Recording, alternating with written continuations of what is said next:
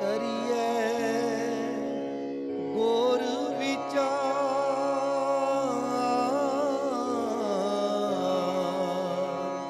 ਨਾਨਕ ਬੇੜੀ ਸੱਚ ਕੀ।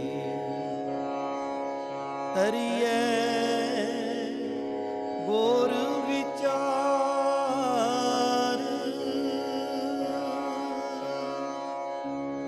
ਕਹਿੰਦਾ ਕਿ ਜਦੋਂ ਮੈਂ ਉਸ ਕਮਰੇ ਦੇ ਵਿੱਚ ਵੜਿਆ ਤੇ ਮੈਂ ਵੇਖਿਆ ਵੀ ਉਹ ਜਿਹੜਾ ਲੜਕਾ ਸੀ, ਉਹਦਾ ਪੁੱਤਰ ਜਿਹੜਾ ਸੀ, ਉਹ ਬੁਖਾਰ ਦੇ ਨਾਲ ਜਾਂ ਬਿਮਾਰੀ ਦੇ ਨਾਲ ਤਪ ਰਿਹਾ ਸੀ, ਬਹੁਤ ਦੁਖੀ ਸੀ ਉਹ। ਕਹਿੰਦੇ ਮੈਂ ਆਪਣਾ ਡਾਕਟਰੀ ਦਾ ਫਰਜ਼ ਅਦਾ ਕੀਤਾ। ਫਰਜ਼ ਅਦਾ ਕਰਦਿਆਂ ਕਹਿੰਦਾ ਮੈਂ ਉਸ ਬੱਚੇ ਨੂੰ ਦਵਾਈ ਦਿੱਤੀ, ਜੋ ਉਸ ਬੱਚੇ ਨੂੰ ਇੰਜੈਕਸ਼ਨ ਦਿੱਤਾ, ਉਸ ਲੜਕੇ ਨੂੰ ਜਦੋਂ ਇੰਜੈਕਸ਼ਨ ਦਿੱਤਾ, ਦਵਾਈ ਦਿੱਤੀ ਤੇ ਉਹ ਕੁਛ ਠੀਕ ਹੋ ਗਿਆ। ਕਹਿੰਦੇ ਜਦੋਂ ਕੁਛ ਠੀਕ ਹੋਇਆ ਤੇ ਮੈਂ ਉੱਥੋਂ ਜਦੋਂ ਵਾਪਸ ਆਉਣ ਲੱਗਿਆ ਤੇ ਉਸ ਬਜ਼ੁਰਗ ਮਾਤਾ ਨੇ ਕਹਿੰਦੇ ਮੇਰੇ ਹੱਥ ਦੇ ਵਿੱਚ ਇੱਕ ਬੈਗ ਦੇ ਦਿੱਤਾ। ਉਹ ਬੈਗ ਦੇ ਵਿੱਚ ਕਾਫੀ ਸਾਰੇ ਰੁਪਈਏ ਸਨ, ਕਾਫੀ ਸਾਰੇ ਉਹਦੇ ਵਿੱਚ ਨੋਟ ਭਰੇ ਹੋਏ ਸਨ।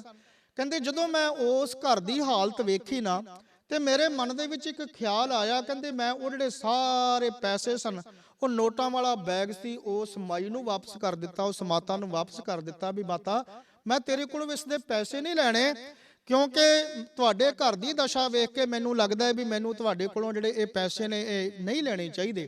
ਕਹਿੰਦੇ ਪਰ ਤੂੰ ਫਿਕਰ ਨਾ ਕਰ, ਜਿੰਨਾ ਚਿਰ ਤੇਰਾ ਪੁੱਤਰ ਠੀਕ ਨਹੀਂ ਹੋਵੇਗਾ ਮੈਂ ਰੋਜ਼ ਆਵਾਂਗਾ ਔਰ ਤੇਰੇ ਪੁੱਤਰ ਦੀ ਤਾਮੀਰ ਕਰਕੇ ਜਾਵਾਂਗਾ, ਇਸ ਦਾ ਇਲਾਜ ਕਰਕੇ ਜਾਵਾਂਗਾ, ਤੇਰੇ ਪੁੱਤਰ ਨੂੰ ਰਾਜ਼ੀ ਕਰਕੇ ਜਾਵਾਂਗਾ। ਕਹਿੰਦੇ ਕਿ ਉਹ ਦਿਨ ਲੰਘਿਆ, ਉਸ ਦਾ ਪੁੱਤਰ ਠੀਕ ਹੋ ਗਿਆ। ਕਹਿੰਦੇ ਕਿ ਪਰੰਤੂ ਮੇਰੇ ਮਨ ਦੇ ਵਿੱਚ ਉਸ ਗੱਲ ਨੇ ਕਹਿੰਦੇ ਬਹੁਤ ਜ਼ਿਆਦਾ ਅਸਰ ਕੀਤਾ। ਹੁਣ ਕਹਿੰਦਾ ਕਿ ਉਹ ਲੜਕਾ ਪਤਾ ਨਹੀਂ ਕੌਣ ਸੀ, ਜਦੋਂ ਇਸ ਤਰ੍ਹਾਂ ਦੀ ਗੱਲ ਉੱਥੇ ਕਰ ਰਿਹਾ ਹੈ ਤੇ ਸਾਧ ਸੰਗਤ ਜਿਹੜੇ ਥੱਲੇ ਸਰੋਤੇ ਬੈਠੇ ਹੋਏ ਨੇ ਨਾ, ਸਰੋਤਿਆਂ ਦੇ ਵਿੱਚ ਉੱਥੋਂ ਦਾ ਪ੍ਰਧਾਨ ਮੰਤਰੀ ਬੈਠਿਆ ਹੋਇਆ ਸੀ। ਉੱਥੋਂ ਦਾ ਪ੍ਰਧਾਨ ਮੰਤਰੀ ਸਾਧ ਸੰਗਤ ਇਹ ਗੱਲ ਜਿਹੜੀ ਹੈ ਇਹ 1916 ਦੀ ਹੈ, 1916 ਦੀ। ਤੇ ਉਹ 1916 ਦੇ ਵਿੱਚ ਉੱਥੋਂ ਦਾ ਪ੍ਰਧਾਨ ਮੰਤਰੀ ਬਣਿਆ। ਇਹਦਾ ਨਾਂ ਸੀ ਲੋਇਡ ਜਾਰਜ। ਇਹ ਲੜਕਾ ਉੱਠ ਕੇ ਖੜਾ ਹੋਇਆ, ਕਹਿਣ ਲੱਗਿਆ, ਕਹਿੰਦਾ ਡੀਨ ਸਾਹਿਬ ਜੇ ਇਜਾਜ਼ਤ ਦਿਓ ਤੇ ਮੈਂ ਤੁਹਾਡਾ ਹੱਥ ਚੁੰਮਣਾ ਚਾਹੁੰਦਾ। ਉਹ ਕਹਿੰਦੇ ਕਿਉਂ, ਕੀ ਗੱਲ? ਕਹਿੰਦੇ ਕਿ ਜਿਸ ਲੜਕੇ ਦਾ ਤੁਸੀਂ ਆਪਣੀ ਇਸ ਕਹਾਣੀ ਦੇ ਵਿੱਚ ਜ਼ਿਕਰ ਕੀਤਾ ਹੈ, ਅੱਜ ਤੋਂ 30 ਸਾਲ ਪਹਿਲਾਂ ਉਹ ਲੜਕਾ ਮੈਂ ਹੀ ਸੀ। ਮੈਂ ਹੀ ਸੀ ਜਦੋਂ ਇਤਨਾ ਬਿਮਾਰ ਸੀ, ਬਿਮਾਰੀ ਦੇ ਵਿੱਚੋਂ ਗੁਜ਼ਰ ਰਿਹਾ ਸੀ, ਘਰ ਦੀ ਹਾਲਤ ਠੀਕ ਨਹੀਂ ਸੀ, ਗਰੀਬੀਆਂ ਤੇ ਤੰਗੀਆਂ ਤੁਰਸ਼ੀਆਂ ਦੇ ਨਾਲ ਅਸੀਂ ਲੜ ਰਹੇ ਸਾਂ। ਮੇਰੀ ਮਾਂ ਤੁਹਾਨੂੰ ਹੀ ਬੁਲਾ ਕੇ ਲਿਆਈ ਹੋਵੇਗੀ ਤੇ ਤੁਸੀਂ ਮੇਰਾ ਉਹ ਇਲਾਜ ਕੀਤਾ ਤੇ ਅੱਜ ਮੈਂ ਉਸ ਬਦੌਲਤ ਕਹਿੰਦਾ ਮੈਂ ਅੱਜ ਇੱਥੇ ਬੈਠਿਆ ਹੋਇਆ ਵਾਂ ਕਿ ਅੱਜ ਮੈਂ ਪ੍ਰਧਾਨ ਮੰਤਰੀ ਬਣਿਆ ਹੋਇਆ ਵਾਂ। ਪਰੰਤੂ ਜੇ ਤੁਸੀਂ ਉਹ ਦਿਨ ਮੇਰਾ ਇਲਾਜ ਨਾ ਕਰਦੇ ਤੇ ਮੈਂ ਕੀ ਕਰਦਾ? ਕਹਿੰਦਾ ਮੈਂ ਤੁਹਾਡਾ ਹੱਥ ਚੁੰਮਣਾ ਚਾਹੁੰਦਾ। ਉਹ ਉੱਠਿਆ ਪ੍ਰਧਾਨ ਮੰਤਰੀ, ਉਹ ਲਾਰਡ ਜਾਰਜ, 1916 ਦੀ ਬਾਤ ਹੈ। ਤੇ ਸਾਧ ਸੰਗਤ ਜਦੋਂ ਉਸ ਡੀਨ ਦੇ ਕੋਲ ਗਿਆ, ਉਸਨੇ ਘੁੱਟ ਕੇ ਜੱਫੀ ਪਾ ਲਈ, ਉਸਨੇ ਉਸਦੇ ਚਰਨਾਂ ਨੂੰ ਹੱਥ ਲਾਇਆ, ਪੈਰਾਂ ਨੂੰ ਹੱਥ ਲਾਇਆ। ਤੋ ਕਹਿਣ ਤੋਂ ਭਾਵ ਕੀ ਵੀ ਨੇਕੀ ਦਾ ਬੂਟਾ ਬੀਜਦੇ ਜਾਓ, ਚਾਹੇ ਕੋਈ ਵੀ ਪ੍ਰੋਫੈਸ਼ਨ ਹੈ, ਚਾਹੇ ਕੋਈ ਵੀ ਕਿੱਤਾ ਹੈ। ਤੇ ਸਾਧ ਸੰਗਤ ਨੇਕੀ ਦਾ ਬੂਟਾ ਬੀਜਦੇ ਜਾਓ, ਚਾਹੇ ਜ਼ਮੀਨ ਕਿਸੇ ਦੀ ਹੋਵੇ, ਚਾਹੇ ਆਪਣੀ ਜ਼ਮੀਨ ਹੈ, ਚਾਹੇ ਕਿਸੇ ਦੀ ਜ਼ਮੀਨ ਹੈ। ਨੇਕੀ ਦਾ ਜਿਹੜਾ ਪੌਦਾ ਹੈ ਉਹ ਲਗਾਉਂਦੇ ਜਾਓ। ਉਹ ਅੱਜ ਨਹੀਂ ਤੇ ਕੱਲ ਤੁਹਾਨੂੰ ਜ਼ਰੂਰ ਉਹਦਾ ਸੁੱਖ ਕਿਤੇ ਮੰਨਣ ਨੂੰ ਮਿਲੇਗਾ। ਤੁਹਾਨੂੰ ਜਾਪੇਗਾ ਵੀ ਇਹ ਜੋ ਮੈਂ ਨੇਕੀ ਕੀਤੀ ਹੈ ਵਾਹਿਗੁਰੂ ਦੀ ਦਰਗਾਹ ਦੇ ਵਿੱਚ ਪ੍ਰਵਾਨ ਹੋ ਗਈ ਹੈ। ਤਾਂ ਮਹਾਰਾਜ ਕਹਿੰਦੇ ਸਭ ਤੋਂ ਵੱਡਾ ਧਰਮ ਹੀ ਇਹ ਹੈ ਕਿ ਅਕਾਲ ਪੁਰਖ ਵਾਹਿਗੁਰੂ ਜੀ ਦਾ ਸਿਮਰਨ ਕਰਨਾ ਔਰ ਚੰਗੇ ਕਰਮ ਕਰਨੇ, ਸ਼ੁਭ ਕਰਮ ਕਰਨੇ, ਇਹੋ ਜਿਹੇ ਕਰਮ ਕਰਨੇ ਵੀ ਨੇਕੀ ਦੇ ਕਰਮ, ਜਿਨ੍ਹਾਂ ਕਰਮਾਂ ਦੇ ਨਾਲ ਮਨ ਨੂੰ ਵੀ ਸੰਤੁਸ਼ਟੀ ਮਿਲੇ ਔਰ ਜੀਵਨ ਦੇ ਵਿੱਚ ਲੱਗੇ ਵੀ ਮੈਂ ਕੁਝ ਕੀਤਾ ਹੈ। ਤੋ ਪਾਤਸ਼ਾਹ ਕਹਿੰਦੇ ਕਿ ਹਰੀ ਪ੍ਰਮਾਤਮਾ ਦਾ ਨਾਮ ਇਸ ਤਰ੍ਹਾਂ ਹੈ ਕਿ ਹਰ ਹਰ ਕਰਤ ਮਿਟੇ ਸਭ ਭਰਮਾ, ਹਰ ਕੋ ਨਾਮ ਲੈ ਊਤਮ ਧਰਮਾ, ਹਰ ਹਰ ਕਰਤ ਜਾਤ ਕੁਲ ਹਰੀ। ਕਿਉਂਕਿ ਗਰੀਬ ਨਵਾਜ ਜੀ ਦਾ ਅੱਜ ਆਪਾਂ ਬਚਨ ਪੜ੍ਹ ਰਹੇ ਹਾਂ ਨਾ, ਹਜ਼ੂਰ ਕਹਿੰਦੇ ਹਰ ਹਰ ਹਰ ਆਰਾਧੀ ਹੈ ਕਿ ਵਾਹਿਗੁਰੂ ਜੀ ਦੀ ਆਰਾਧਨਾ ਕਰ। ਪਾਤਸ਼ਾਹ ਕਹਿੰਦੇ ਹਰ ਹਰ ਕਰਤ ਜਾਤ ਕੁਲ ਹਰੀ। ਜੇ ਵਾਹਿਗੁਰੂ ਜੀ ਦਾ ਸਿਮਰਨ ਕਰੇਗਾ ਨਾ ਪਿਆਰਿਆ, ਫਿਰ ਜਿਤਨੀਆਂ ਵੀ ਇਹ ਦੁਨਿਆਵੀ ਤੌਰ ਤੇ ਉੱਚ ਨੀਚ ਦੀਆਂ ਬਾਤਾਂ ਨੇ, ਸੰਸਾਰੀ ਤੌਰ ਤੇ ਜੋ ਉੱਚ ਨੀਚ ਦੇ ਵਿਤਕਰੇ ਨੇ, ਮਹਾਰਾਜ ਕਹਿੰਦੇ ਇਹ ਸਾਰੇ ਹੀ ਦੂਰ ਹੋ ਜਾਂਦੇ ਨੇ, ਸਾਰੇ ਹੀ ਚਲੇ ਜਾਂਦੇ ਨੇ। ਵੇਖੋ ਮਹਾਰਾਜ ਧੰਨ ਗੁਰੂ ਅਰਜਨ ਦੇਵ ਸੱਚੇ ਪਾਤਸ਼ਾਹ ਜੀ ਨੇ ਕੈਸੀ ਅਪਰੰਪਾਰ ਕਿਰਪਾ ਕੀਤੀ ਗਰੀਬ ਨਵਾਜ ਜੀ ਨੇ ਇਸ ਪਾਵਨ ਪਵਿੱਤਰ ਗੁਰੂ ਗ੍ਰੰਥ ਸਾਹਿਬ ਜੀਆਂ ਦੇ ਪਾਵਨ ਸਰੂਪ ਦੇ ਅੰਦਰ ਸਾਧ ਸੰਗਤ 15 ਭਗਤਾਂ ਦੀ ਬਾਣੀ ਹੈ, 15 ਭਗਤਾਂ ਦੀ ਬਾਣੀ।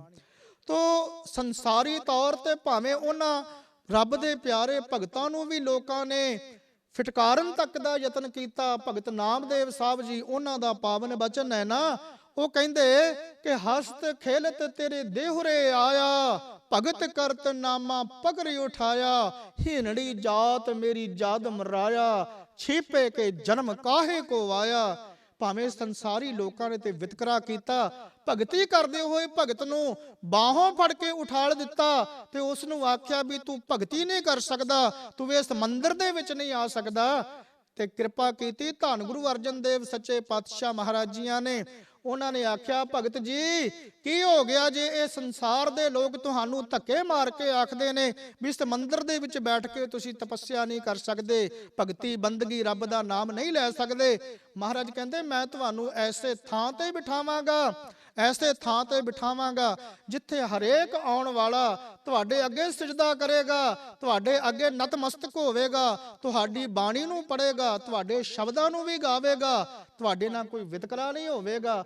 ਮਹਾਰਾਜ ਜੀਆਂ ਨੇ, ਗੁਰੂ ਅਰਜਨ ਪਾਤਸ਼ਾਹ ਜੀ ਨੇ ਉਹਨਾਂ ਪਿਆਰੇ ਰੱਬ ਦੇ ਪਿਆਰੇ ਭਗਤਾਂ ਦੀ ਬਾਣੀ ਗੁਰੂ ਗ੍ਰੰਥ ਸਾਹਿਬ ਜੀਆਂ ਦੇ ਵਿੱਚ ਅੰਕਿਤ ਕੀਤੀ ਤੇ ਬਿਠਾਲ ਦਿੱਤਾ ਉਹਨਾਂ ਨੂੰ। ਸਾਧ ਸੰਗਤ ਇਸ ਮਹਾਰਾਜ ਗੁਰੂ ਗ੍ਰੰਥ ਸਾਹਿਬ ਜੀਆਂ ਦੀ ਬਾਣੀ ਦੇ ਅੰਦਰ ਤੇ ਜਦੋਂ ਹਰਮੰਦਰ ਸਾਹਿਬ ਜੀਆਂ ਦੇ ਵਿੱਚ ਇਸ ਪਾਵਨ ਬਾਣੀ ਦੇ ਪ੍ਰਕਾਸ਼ ਕੀਤੇ ਤੇ ਸਾਧ ਸੰਗਤ ਜਦੋਂ ਅੱਜ ਵੀ ਕਿਤੇ ਵੀ ਗੁਰਸਿੱਖ ਭਾਵੇਂ ਹਰਮੰਦਰ ਸਾਹਿਬ ਜਾਵੇ, ਭਾਵੇਂ ਸਤਿਗੁਰਾਂ ਦੇ ਕਿਤੇ ਹੋਰ ਦਰਬਾਰ ਤੇ ਜਾਵੇ, ਜਦੋਂ ਵੀ ਧੰਨ ਗੁਰੂ ਗ੍ਰੰਥ ਸਾਹਿਬ ਮਹਾਰਾਜ ਜੀਆਂ ਦੇ ਅੱਗੇ ਨਤਮਸਤਕ ਹੁੰਦਾ ਹੈ ਨਾ, ਤੇ ਪਿਆਰਿਓ ਉਹਨਾਂ ਰੱਬੀ ਪਿਆਰਿਆਂ ਦੇ ਨਾਲ, ਚਾਹੇ ਉਹ ਕਬੀਰ ਸਾਹਿਬ ਜੀ ਨੇ, ਚਾਹੇ ਉਹ ਭਗਤ ਨਾਮਦੇਵ ਸਾਹਿਬ ਜੀ ਨੇ, ਚਾਹੇ ਉਹ ਭਗਤ ਧੰਨਾ ਸਾਹਿਬ ਜੀ ਨੇ, ਚਾਹੇ ਉਹ ਭਗਤ ਰਵਿਦਾਸ ਸਾਹਿਬ ਜੀ ਨੇ, ਸਾਰਿਆਂ ਦੇ ਅੱਗੇ ਗੁਰੂ ਦਾ ਸਿੱਖ ਮੱਥਾ ਟੇਕਦਾ ਹੈ ਤੇ ਸਾਧ ਸੰਗਤ ਕੋਈ ਵਿਤਕਰਾ ਨਹੀਂ।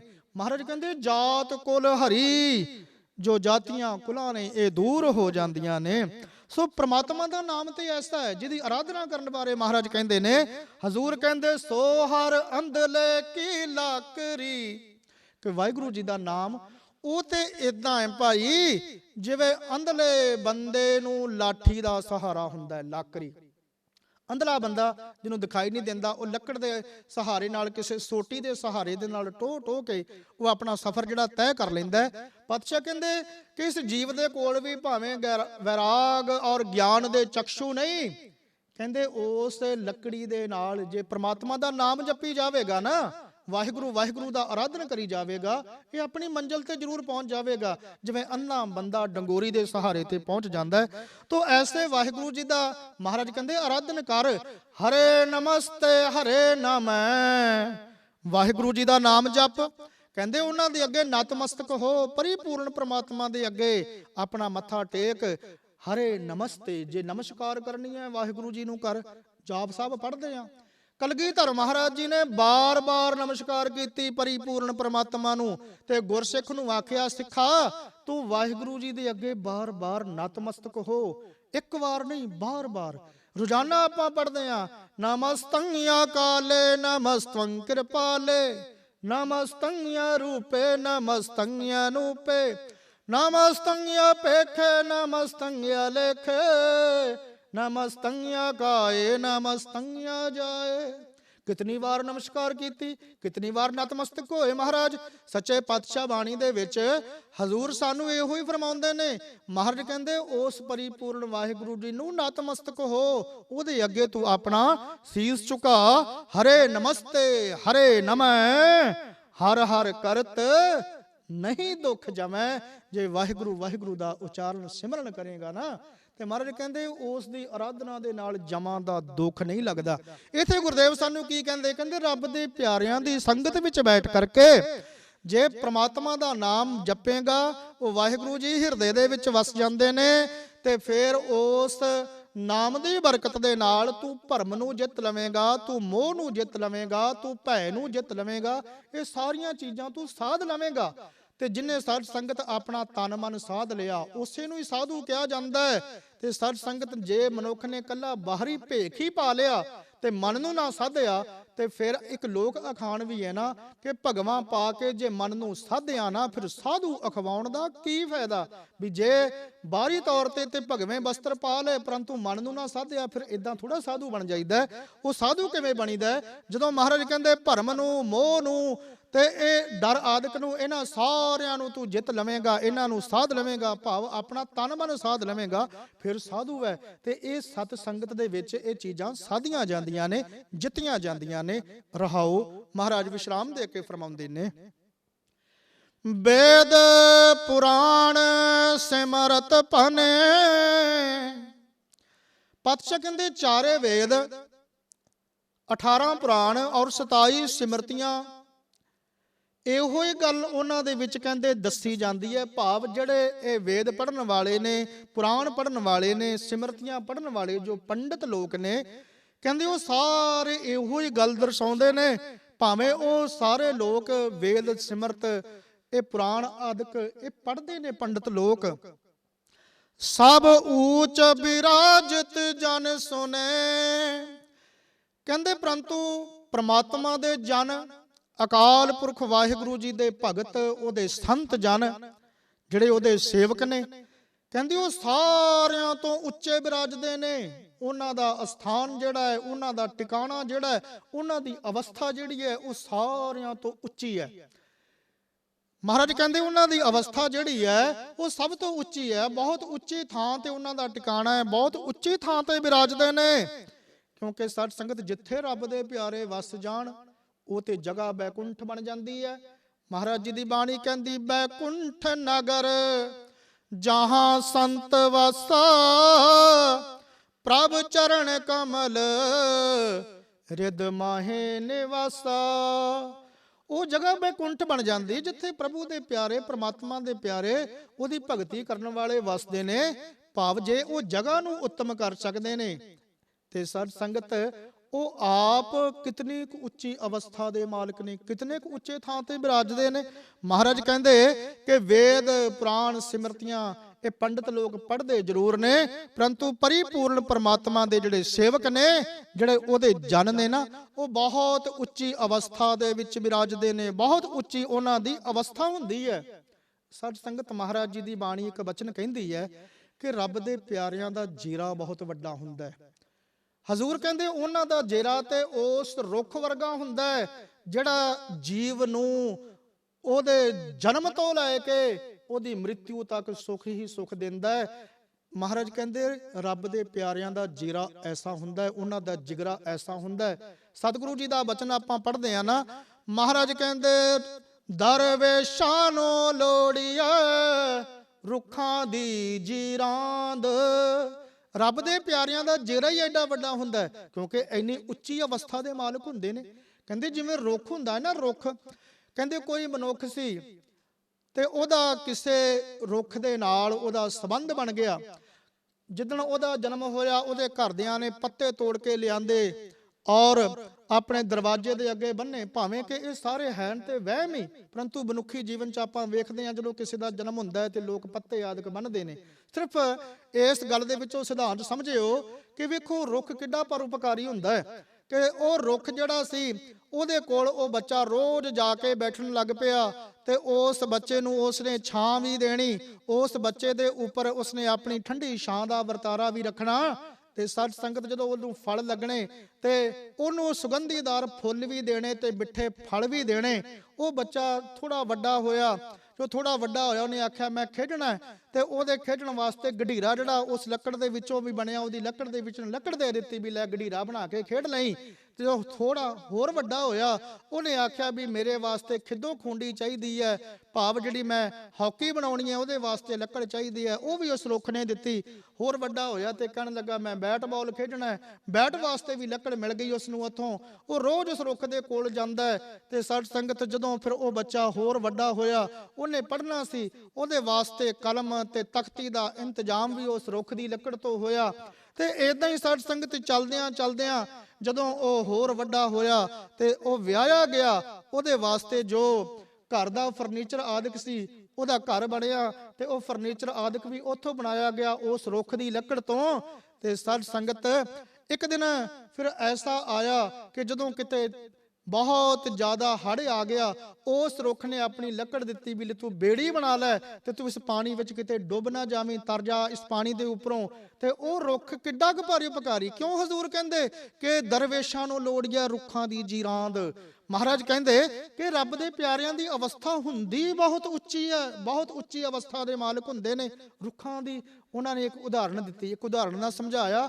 ਭਾਵ ਜਿੱਦਣ ਫਿਰ ਉਹ ਜੀਵ ਮਰਿਆ ਵੀ ਤੇ ਫਿਰ ਲੱਕੜਾਂ ਵੀ ਪਈਆਂ ਤੇ ਉਸ ਰੁੱਖ ਤੋਂ ਹੀ ਉਹਦੇ ਉੱਪਰ, ਉਹਦੀ ਚਿਖਾ ਦੇ ਉੱਪਰ ਲੱਕੜਾਂ ਪਾਈਆਂ ਗਈਆਂ। ਮਹਾਰਾਜ ਕਹਿੰਦੇ ਰੱਬ ਦੇ ਪਿਆਰੇ ਤੇ ਉਹ ਤੇ ਤੇਰੇ ਨਾਲ ਹਰ ਸਮੇਂ ਨਿਭਦੇ ਨੇ। ਜਿਹੜੇ ਸਤ ਸੰਗੀ ਨੇ, ਸਤ ਸੰਗੀ ਤੇਰੇ ਨਾਲ ਹਰ ਸਮੇਂ ਨਿਭਦੇ ਨੇ। ਮਹਾਰਾਜ ਸੱਚੇ ਪਾਤਸ਼ਾਹ ਜੀ ਦੀ ਪਾਵਨ ਬਾਣੀ ਕਹਿੰਦੀ ਹੈ ਨਾ ਕਿ ਓਏ ਜੀਵਨ ਦੇ ਵਿਛੜੈ, ਓਏ ਮੋਇਆ ਨਾ ਜਾਹੀ ਛੋੜ। ਐਸੇ ਸਤ ਸੰਗੀਆਂ ਦੇ ਨਾਲ ਤੂੰ ਆਪਣਾ ਸੰਬੰਧ ਬਣਾ ਜਿਨ੍ਹਾਂ ਦੀ ਅਵਸਥਾ ਬਹੁਤ ਉੱਚੀ ਹੈ। ਰੱਬ ਦੇ ਪਿਆਰੇ ਬਹੁਤ ਉੱਚੀ ਅਵਸਥਾ ਦੇ ਮਾਲਕ ਹੁੰਦੇ ਨੇ।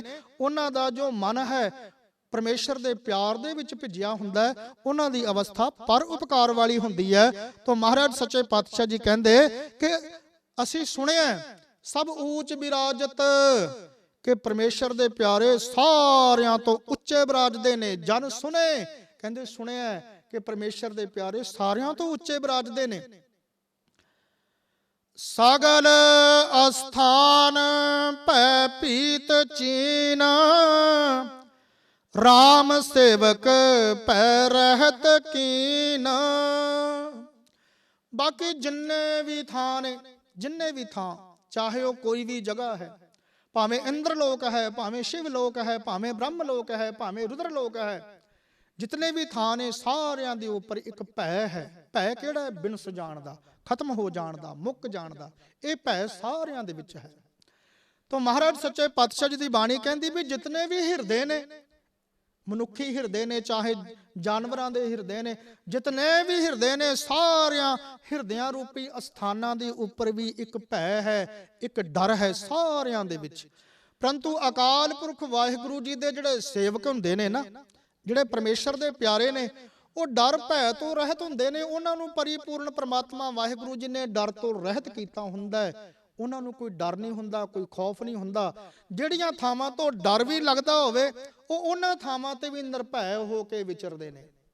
ਜਦੋਂ ਹੋਈ ਨਾ ਮੀਰ ਮੰਨੂ ਦੀ ਮੌਤ, ਮੀਰ ਮੰਨੂ ਦੀ ਮੌਤ ਤੋਂ ਬਾਅਦ ਸਾਧ ਸੰਗਤ ਉਸ ਦੀ ਵਿਧਵਾ ਬੇਗਮ ਨੂੰ ਉਥੋਂ ਦਾ ਰਾਜ ਪ੍ਰਬੰਧ ਸੰਭਾਲਣ ਦੇ ਵਾਸਤੇ ਇੱਕ ਸਹਾਇਕ ਦਿੱਤਾ ਗਿਆ। ਉਹਦਾ ਨਾਮ ਸੀ ਜਹਾਂਦਾਰ ਖਾਨ। ਤੇ ਮੀਰ ਮੰਨੂ ਦਾ ਇੱਕ ਨਾਇਬ ਸੀ ਜਿਹਦਾ ਨਾਮ ਸੀ ਮੋਮਨ ਖਾਂ। ਉਹ ਮੋਮਨ ਖਾਂ ਜਿਹੜਾ ਸੀ ਗੁਰਸਿੱਖਾਂ ਦੀਆਂ ਅੱਖਾਂ ਦੇ ਵਿੱਚ ਰੜਕਦਾ ਸੀ। ਕਾਰਨ ਕੀ ਸੀ? ਵੀ ਉਹਨੇ ਬੜੀਆਂ ਸਿੰਘਾਂ ਨੂੰ ਸ਼ਹੀਦ ਕੀਤਾ, ਬੜੀਆਂ ਸਿੰਘਣੀਆਂ ਨੂੰ ਉਸਨੇ ਸ਼ਹੀਦ ਕੀਤਾ। ਬੜੇ ਛੋਟੇ ਛੋਟੇ ਬੱਚਿਆਂ ਦੇ ਜੋ ਭੁਜੰਗੀ ਸਨ ਉਹਨਾਂ ਦੇ ਉੱਪਰ ਉਹਨਾਂ ਨੇ ਜ਼ੁਲਮ ਕਮਾਏ। ਤੋ ਐਸਾ ਉਹ ਸੀ ਉਹਦਾ ਨਾਇਬ ਜਿਹਦਾ ਨਾਂ ਸੀ ਮੋਮਨ ਖਾਂ। ਇਹ ਮੀਰ ਮੰਨੂ ਤੇ ਮਰ ਗਿਆ ਤੇ ਜਹਾਂਦਾਰ ਖਾਂ ਪ੍ਰਬੰਧ ਵੀ ਕਰਨ ਲੱਗ ਪਿਆ। ਪਰੰਤੂ ਉਹ ਜਿਹੜਾ ਨਾਇਬ ਸੀ, ਨਾਇਬ ਫੇਰ ਇਹ ਮੋਮਨ ਖਾਂ ਹੀ ਰਹਿ ਗਿਆ। ਸਿੰਘਾਂ ਨੂੰ ਰੜਕਦਾ ਬਹੁਤ ਸੀ ਇਹ, ਤੇ ਕਈ ਵਾਰ ਇਸ ਨੂੰ ਮਾਰਨ ਦਾ, ਕਤਲ ਕਰਨ ਦਾ ਇਸ ਨੂੰ ਯਤਨ ਵੀ ਕੀਤਾ। ਪਰ ਜਦੋਂ ਦਾ ਨਾ ਲੱਗਿਆ ਤਾਂ ਇੱਕ ਦਿਨ ਨਵਾਬ ਕਪੂਰ ਸਿੰਘ ਹੁਣਾਂ ਨੇ ਆਖਿਆ, ਉਹ ਕਹਿਣ ਲੱਗੇ, ਕਹਿੰਦੇ ਵੀ ਇਸ ਦਾ ਵੱਢਿਆ ਹੋਇਆ ਸਿਰ ਚਾਹੀਦਾ, ਜਿਹੜਾ ਗੁਰੂ ਪੰਥ ਦੇ ਉੱਪਰ ਇਤਨਾ ਜ਼ੁਲਮ ਤੇ ਤਸ਼ੱਦਦ ਕਮਾਉਂਦਾ ਰਿਹਾ, ਇਹ ਕਿਵੇਂ ਜਿਉਂਦਾ ਰਹਿ ਸਕਦਾ? ਇਹਦਾ ਵੱਢਿਆ ਹੋਇਆ ਸਿਰ ਚਾਹੀਦਾ। ਹੁਣ ਸਾਧ ਸੰਗਤ ਹੁਕਮ ਕਰ ਦਿੱਤਾ ਪੰਥ ਨੇ। ਜਿਹੜੇ ਭਾਈ ਮਨੀ ਸਿੰਘ ਜੀ ਦੇ ਭਤੀਜੇ ਸਨ, ਭਾਈ ਅਗੜ ਸਿੰਘ ਜੀ ਉਹਨਾਂ ਦਾ ਨਾਂ ਸੀ, ਉਹਨਾਂ ਸੁਣਿਆ, ਉਹ ਕਹਿਣ ਲੱਗੇ ਜੀ ਮੈਂ ਲਿਆਵਾਂਗਾ ਇਹਦਾ ਸਿਰ। ਹਾਲਾਂਕਿ ਉੱਥੇ ਐਡੀ ਵੱਡੀ ਸਿਕਿਉਰਿਟੀ, ਐਡਾ ਵੱਡਾ ਪ੍ਰਬੰਧ ਸੀ, ਫਿਰ ਵੀ ਇਹ ਭਾਈ ਅਗੜ ਸਿੰਘ ਉੱਥੇ ਗਏ। ਵੇਖੋ ਸਾਡੇ ਇਤਿਹਾਸ ਦੇ ਵਿੱਚੋਂ ਐਸੀਆਂ ਬਾਤਾਂ ਸਾਹਮਣੇ ਆਉਂਦੀਆਂ ਨੇ ਕਿ ਜੋ ਦੱਸਦੀਆਂ ਨੇ ਕਿ ਜਿੱਥੇ ਮੌਤ ਦਾ ਭੈ ਵੀ ਸੀ, ਸਿੰਘ ਉੱਥੋਂ ਵੀ ਝਿਜਕੇ ਨਹੀਂ, ਉੱਥੋਂ ਵੀ ਪਿੱਛੇ ਨਹੀਂ ਹਟੇ। ਕਿਉਂਕਿ ਗੁਰੂ ਕੇ ਸਤਿਗੁਰੂ ਮਹਾਰਾਜ ਜੀਆਂ ਨੇ ਆਪਣੇ ਗੁਰਸਿੱਖਾਂ ਦੇ ਉੱਪਰ ਐਸੀ ਮਿਹਰ ਕੀਤੀ, ਐਸੀ ਰਹਿਮਤ ਕੀਤੀ, ਮਹਾਰਾਜ ਜੀਆਂ ਨੇ ਮੌਤ ਤੋਂ ਪਰੇ ਡੇਰਾ ਕਰ ਦਿੱਤਾ ਇਹਨਾਂ ਦਾ, ਮੌਤ ਤੋਂ ਪਰੇ। ਗਰੀਬ ਨਵਾਜ ਸਤਿਗੁਰੂ ਸੱਚੇ ਪਾਤਸ਼ਾਹ ਜੀ ਨੇ ਖਾਲਸੇ ਨੂੰ ਐਸੀ ਰਹਿਮਤ ਦੇ ਨਾਲ ਨਿਵਾਜਿਆ। ਹੁਣ ਇਹ ਭਾਈ ਅਗੜ ਸਿੰਘ ਹੁਣੇ ਇਹ ਚਲੇ ਗਏ, ਇਹ ਜਾ ਕੇ ਨਾ ਤੇ ਉਹਦੇ ਘੋੜਿਆਂ ਦੀ ਸੇਵਾ ਤੇ ਲੱਗ ਗਏ, ਮੋਮਨ ਖਾਂ ਦੇ ਘੋੜਿਆਂ ਤੇ। ਅਖੀਰ ਤਰੱਕੀ ਕਰਦੇ ਕਰਦੇ ਉਹਦੇ ਸਾਲਸ ਬਣ ਗਏ। ਭਾਵ ਜਿਹੜਾ ਕਿ ਘੋੜੇ ਨੂੰ ਸੰਭਾਲਦਾ ਹੈ ਤੇ ਜਿੱਥੇ ਵੀ ਉਸ ਸ਼ਾਹੀ ਬੰਦੇ ਨੇ ਜਾਣਾ ਹੋਵੇ ਉਹਦਾ ਘੋੜਾ ਲੈ ਕੇ ਉੱਥੇ ਪਹੁੰਚਦਾ ਹੈ, ਉਹ ਉਸ ਪਦਵੀ ਨੂੰ ਪਹੁੰਚ ਗਏ। ਤੇ ਇੱਕ ਦਿਨ ਜਹਾਂਦਾਰ ਖਾਨ ਦੇ ਨਾਲ ਮੋਮਨ ਖਾਨ ਨੇ ਕਿਤੇ ਜਾਣਾ ਸੀ। ਇਹਨਾਂ ਨੂੰ ਆਖਿਆ ਵੀ ਘੋੜਾ ਲਿਆਓ। ਘੋੜਾ ਲੈ ਆਏ ਤੇ ਇਹ ਮੋਮਨ ਖਾਨ ਘੋੜੇ ਦੇ ਉੱਪਰ ਅਸਵਾਰ ਹੋ ਗਿਆ। ਨਾਲ ਦੋ ਨੇਜੇਦਾਰ ਹੋਰ ਸਨ। ਹੁਣ ਭਾਈ ਅਗੜ ਸਿੰਘ ਨਾਲ ਤੁਰੇ ਜਾ ਰਹੇ ਨੇ ਤੇ ਕੁਝ ਗੱਲਾਂ ਹੋਣ ਲੱਗੀਆਂ। ਉਹ ਕਹਿਣ ਲੱਗੇ, ਕਹਿੰਦੇ ਮੀਰ ਜੀ, ਖੁਦਾ ਵੱਡਾ ਹੁੰਦਾ ਹੈ ਕਿ ਮਖਦੂਮ ਕਹਿੰਦੇ ਮਾਲਕ ਨੂੰ, ਵੀ ਮਾਲਕ ਵੱਡਾ ਹੁੰਦਾ ਜਾਂ ਰੱਬ ਵੱਡਾ ਹੁੰਦਾ ਹੈ। ਉਹ ਆਖਣ ਲੱਗੇ ਕਿ ਰੱਬ ਵੱਡਾ ਹੈ, ਖੁਦਾ ਵੱਡਾ ਹੈ। ਮੋਮਨ ਖਾਨ ਕਹਿਣ ਲੱਗਿਆ, ਕਹਿੰਦਾ ਖੁਦਾ ਵੱਡਾ ਹੈ, ਰੱਬ ਵੱਡਾ ਹੈ, ਤੇ ਰੱਬੀ ਡਰ ਦੇ ਵਿੱਚ ਰਹਿ ਕੇ ਮਖਦੂਮ ਦੀ ਭਾਵ ਮਾਲਕ ਦੀ ਸੇਵਾ ਕਰਨੀ ਚਾਹੀਦੀ ਹੈ। ਕਹਿੰਦੇ ਅੱਛਾ। ਕਹਿੰਦੇ ਜੇ ਮਖਦੂਮ ਰੱਬੀ ਖਲਕਤ ਦੇ ਉੱਪਰ ਜ਼ੁਲਮ ਕਰੇ ਫਿਰ? ਕਹਿੰਦਾ ਫਿਰ ਸਜ਼ਾਏ ਮੌਤ ਦੇ ਦੇਣੀ ਚਾਹੀਦੀ ਹੈ। ਚਲੋ ਇਹ ਗੱਲਾਂ ਹੋਈਆਂ, ਅੱਗੇ ਤੁਰੇ ਜਾਂਦੇ ਨੇ। ਹੁਣ ਘੋੜੇ ਦੇ ਉੱਪਰ ਮੋਮਨ ਖਾਨ ਬੈਠਿਆ ਹੋਇਆ, ਦੋ ਨੇਜੇ ਬਰਦਾਰ ਨਾਲ ਨੇ। ਭਾਈ ਅਗੜ ਸਿੰਘ ਉਹਨਾਂ ਦੇ ਭੇਸ ਬਦਲਿਆ, ਉਹ ਨਾਲ ਤੁਰੇ ਜਾ ਰਹੇ ਨੇ। ਹੁਣ ਅੱਗੇ ਨਦੀ ਆ ਗਈ ਹੈ, ਨਦੀ ਦੀ ਸੈਰ ਕਰਨੀ ਸੀ। ਜਹਾਂਦਾਰ ਖਾਨ ਉੱਥੇ ਬੇੜੀ ਦੇ ਵਿੱਚ ਬੈਠਿਆ ਤੇ ਇਧਰੋਂ ਮੋਮਨ ਖਾਨ ਨੇ ਜਾ ਕੇ ਬੇੜੀ ਦੇ ਵਿੱਚ ਬੈਠਣਾ ਹੈ। ਤੇ ਜਦੋਂ ਜਾ ਕੇ ਘੋੜੇ ਤੋਂ ਉਤਰਿਆ, ਘੋੜੇ ਤੋਂ ਉਤਰ ਕੇ ਆਲਾ ਦੁਆਲਾ ਵੇਖ ਕੇ ਕਹਿਣ ਲੱਗਿਆ ਕਿ ਕਿਤਨਾ ਸੋਹਣਾ ਇਹ ਨਜ਼ਾਰਾ ਹੈ, ਇਹ ਤੇ ਬਹਿਸ਼ਤੀ ਜ਼ਮੀਨ ਹੈ, ਪਾਣੀ ਦਾ ਵਹਾਅ ਵਗ ਰਿਹਾ ਹੈ, ਹਰਿਆਵਲ, ਕਿਤਨੀ ਸੁੰਦਰ ਹਵਾ ਵਗ ਰਹੀ ਹੈ, ਇਹ ਤੇ ਜ਼ਮੀਨ ਦੇ ਉੱਪਰ ਬਹਿਸ਼ਤ ਹੈ। ਤੇ ਭਾਈ ਅਗੜ ਸਿੰਘ ਕਹਿਣ ਲੱਗੇ, ਕਹਿੰਦੇ ਕਿ ਇਹ ਦੱਸੋ ਵੀ ਜਿਹੜਾ ਬੰਦਾ ਰੱਬੀ ਖਲਕਤ ਦੇ ਉੱਪਰ ਜ਼ੁਲਮ ਕਰਦਾ ਹੋਵੇ ਉਸ ਬੰਦੇ ਨੂੰ ਬਹਿਸ਼ਤ ਨਸੀਬ ਹੋਣੀ ਚਾਹੀਦੀ ਹੈ? ਇਹ ਕਹਿੰਦਾ ਕਦੇ ਨਹੀਂ। ਕਹਿੰਦੇ ਫਿਰ ਤੂੰ ਇੱਥੇ ਕੀ ਕਰਦਾ ਹੈ? ਤੇਗ ਮਾਰੀ ਉਹਦਾ ਸਿਰ ਲਾ ਕੇ ਉਹ ਮਾਰਿਆ, ਤੇ ਨਾਲ ਜੋ ਇੱਕ ਨੇਜਾ ਬਰਦਾਰ ਸੀ ਉਹ ਝਟਕਾ ਦਿੱਤਾ। ਦੂਜਾ ਨੇਜਾ ਬਰਦਾਰ ਤੇ ਉਸੇ ਵੇਲੇ ਹੀ ਹਰਨ ਹੋ ਗਿਆ।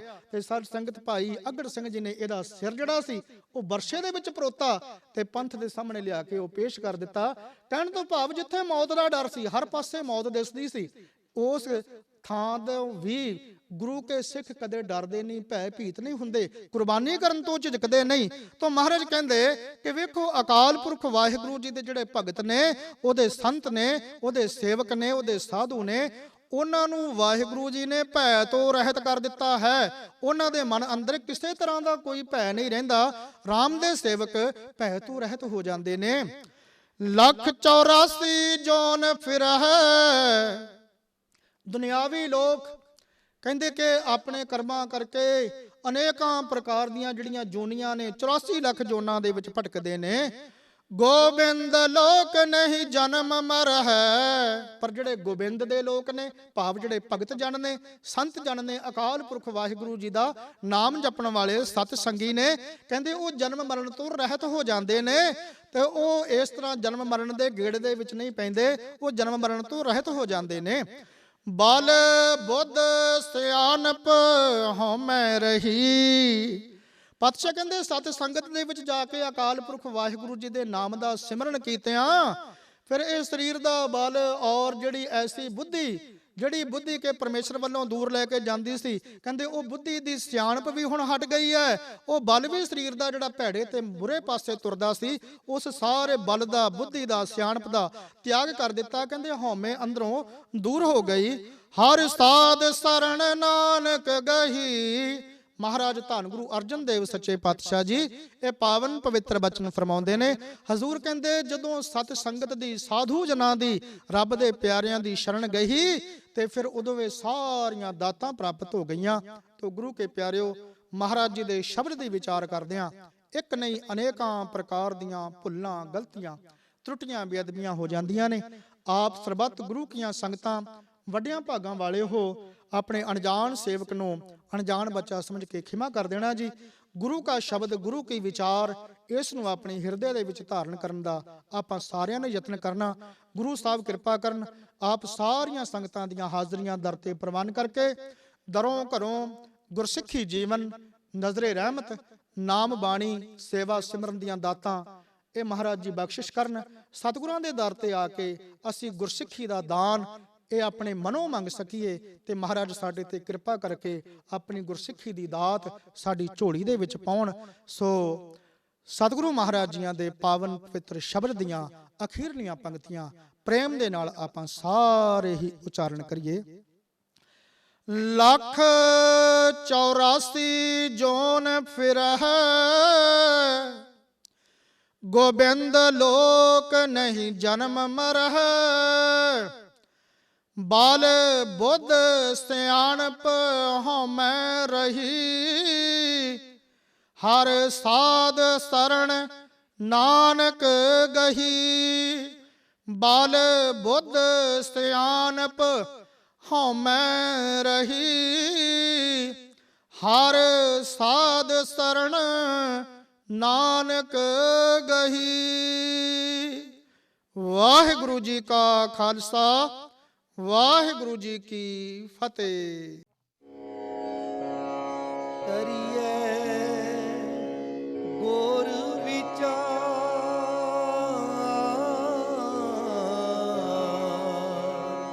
ਨਾਨਕ ਬੇੜੀ ਸੱਚ ਕੀ। ਤਰੀਏ